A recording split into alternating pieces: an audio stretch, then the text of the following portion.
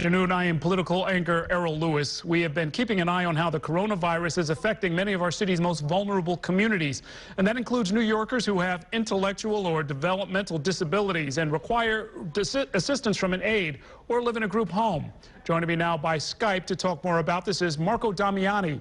He is the CEO of AHRC New York City, which provides these services. Mr. Damiani, thank you for joining us.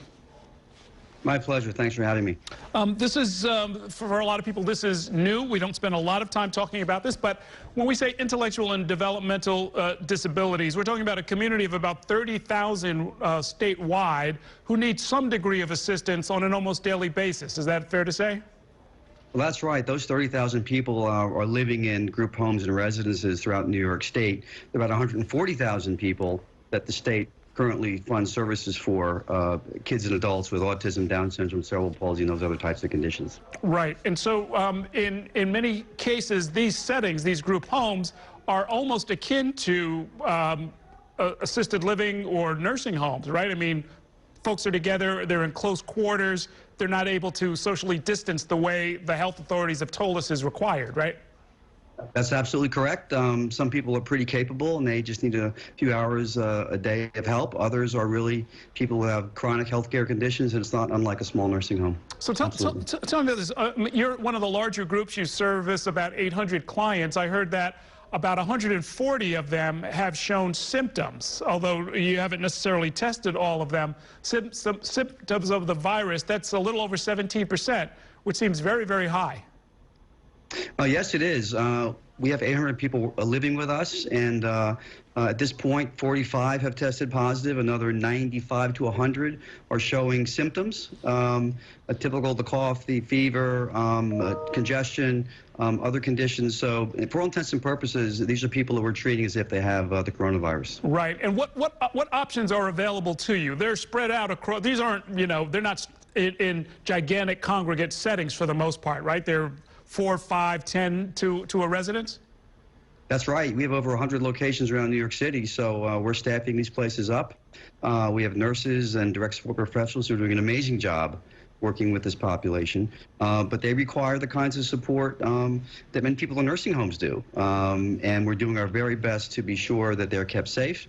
When they're showing symptoms, we're bringing them to the hospital or calling the doctor. In some cases, they're sending the person back, and we're trying to follow the appropriate isolation procedures. In other cases, they're ending up in the hospital. Your staff are mostly therapists. They're not necessarily medical personnel, right? I mean, do they have training in how to deal with somebody who's showing coronavirus symptoms? Well, that's a great point. We do have a nursing staff that's been terrific, but the people that are doing the day-to-day work are people who are basically counselors. They're people who are assisting with day-to-day work. They're not really, they're not medical people, and they are really be starting to do jobs that are not unlike what a nurse might do in a nursing home. So they're going 110% here, and the system is getting a bit stressed now at this point. Yeah, my understanding is you're having some issues with staffing or properly staffing all of these different facilities. Is it that you've got folks who are getting sick, staff members, or are they afraid of being exposed? Well, it's all the above. I mean, when the school's closed, our workers have families also, right? So they're taking care of their kids at home. They might be caring for an elderly parent who's ill. So lots of our staff are dealing with personal issues. We understand that. There's also an understandable anxiety now about the virus. We have tremendous staff that are stepping up. We're meeting all of our staffing requirements. Some managers are stepping up too. So right now we're keeping it together, but we're concerned 3 to 4 weeks down the road.